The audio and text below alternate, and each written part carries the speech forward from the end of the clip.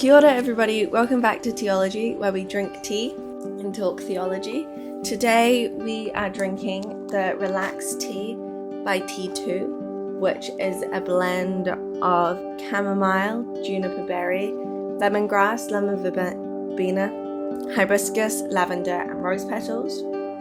It's the most prominent ingredient in it is chamomile, so that comes through the most, and then it's very lemony after that. Now, if you hadn't noticed, we are in a slightly different location to where we normally sit, and that is because where I do normally sit, those bookshelves are currently being rearranged. And back to what we were talking about, tea. And today's tea connects to today's topic because I tend to find having a plan helps me relax. If we're talking about the biggest plan in history, why wouldn't I find that really a thought that would really relax me? That biggest plan in history that I'm talking about is God's redemption plan. So it's also a plan for good things as well, which is even more relaxing if it's a plan for something really awful and terrible like that. I would find that super relaxing. What even is a redemption plan? Why do we need a redemption plan? And God's redemption plan, in essence, is his plan to redeem or to save humanity. He wants to bring us back to our former position of relationship with him, to fullness with him. And the redemption plan is redeeming us, so saving us from ourselves and from the evil in the world, so that we can live in the wholeness and fullness and goodness of life that he offers. But the brokenness and everything extends much further than just people. There are huge aspects of the world and the land and everything as well that is broken. And so this redemption plan needs to include everything, all of everything, basically. But I'm going to focus on the particularly human aspect of the redemption plan. But the redemption plan is for all of creation. In short, humans have fallen and the world is broken, and that's why we need a redemption plan. Because God doesn't want us to stay that way. He wants us to be able to be in relationship with him.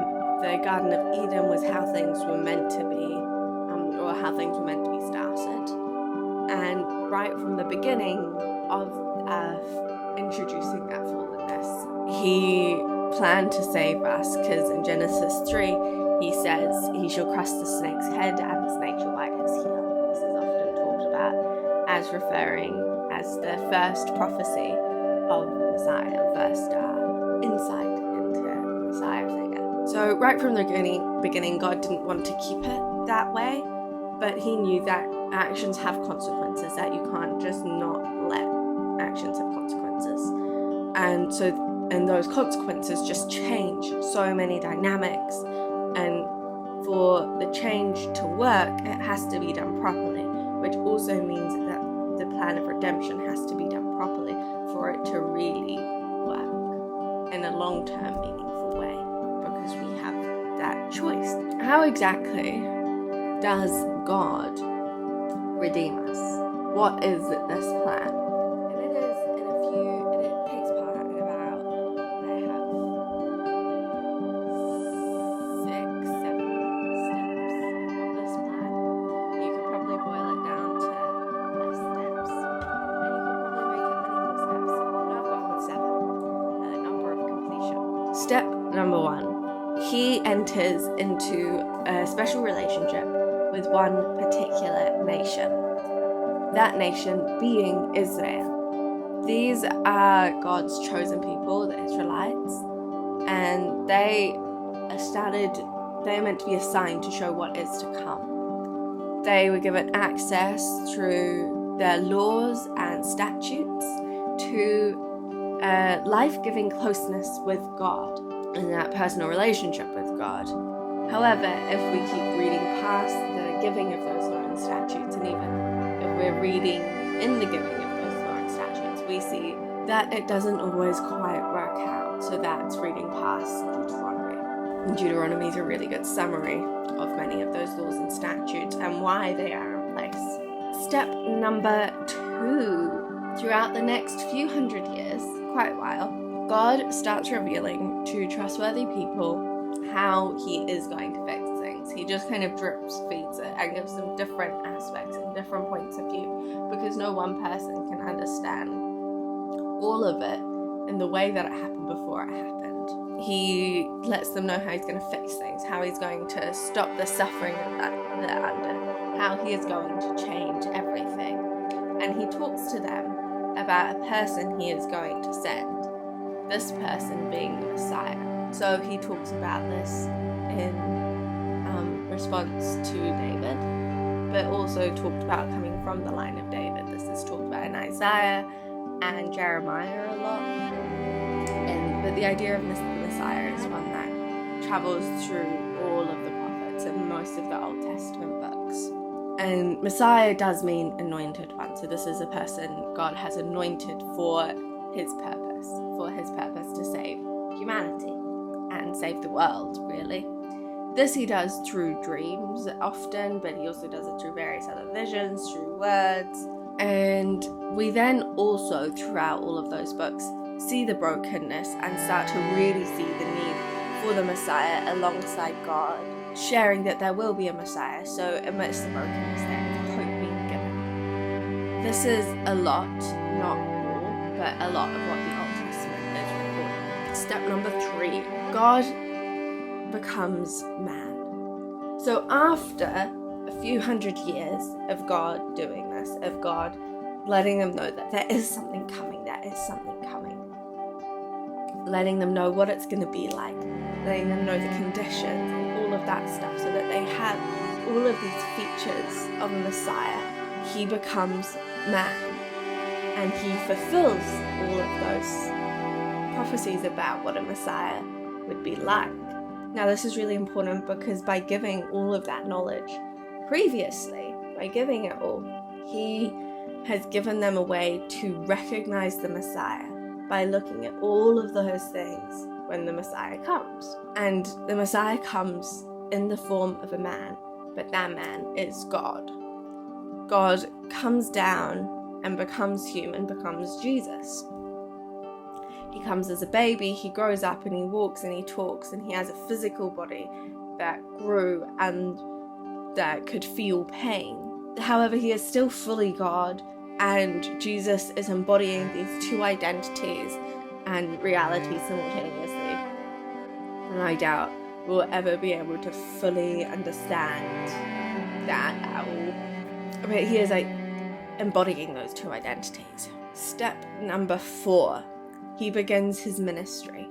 This ministry is a ministry in which he teaches on the Old Testament and its interpretation. He teaches on life, and he teaches on love and on God. He teaches a lot on the kingdom of God. That is probably what most of his teachings are on. And he also tells us that he is coming back, that there's something else coming as well after him, that he isn't the end. Number 5, he dies. He dies one of the most horrific deaths that has ever been recorded or thought up or anything in human history. It is painful, it is traumatic, it is extensive and torturous. Number 6, he doesn't stay dead. He is resurrected into his body, but something is different. He is changed. He is someone new, something else, We don't really know exactly what that something else was, but it is recorded because people who had known him his whole life don't recognize him. He's walking through walls, he's moving around a lot. We don't really know, but he is different, but he is still the same. Number 7, he ascends back to heaven. He goes to heaven, but says, I will be back. Basically, I will send someone to come to you now, and I will come back. And when you read through, and we have the book of Revelation that details a lot of that coming back. And so he is not gone forever, and we are now living in that in-between time of number 6 and number 7. He's resurrected. He's gone back to heaven, but he hasn't come back yet. And that is God's redemption plan. And that last part, he's going to come, he's going to make everything new. And ultimately, this entirety of the redemption really occurs in the last few steps. It occurs in him doing his ministry and dying and rising again, and his promise to come back. That is where the actual redemption really occurs. The incarnation, the crucifixion, and the resurrection. God becoming man, Jesus' death on the cross, and Jesus rising again and defeating death. However, those steps, we're able to see them for the importance that they have because of the stuff that went before. We wouldn't be able to truly and properly identify Jesus as the Messiah necessarily without the knowledge that we would need a Messiah and without the knowledge of how to recognize them, both of which are given and detailed in the Old Testament.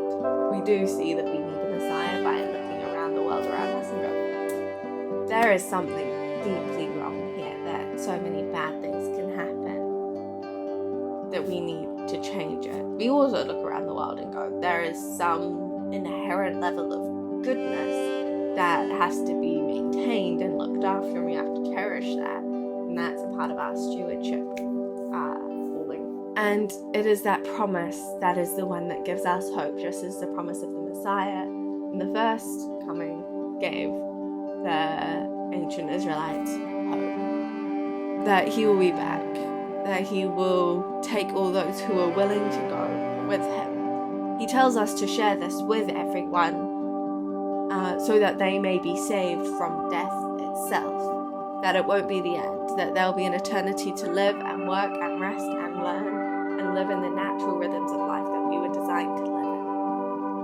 in, live the way that we were designed to live. And his redemption plan is still ongoing then. We are still being redeemed. We are waiting on his arrival, called to share it with everyone. Hope is not lost. Death has been defeated, and we no longer need to worry. We can relax. The redemption story is the story arcing over the whole Bible, and it is so important when we read the Bible to read it as that whole story, not just like the little specific verses that we pick out and apply to our lives and go, this means so much to me in the moment. That's helpful, but also to see that whole story for what it is really helpful for putting it in our framework, for putting it in understanding in a way that it all connects together, that the Bible is one book, it is one story. That story is made up of lots of other books and lots of other stories. It all comes together.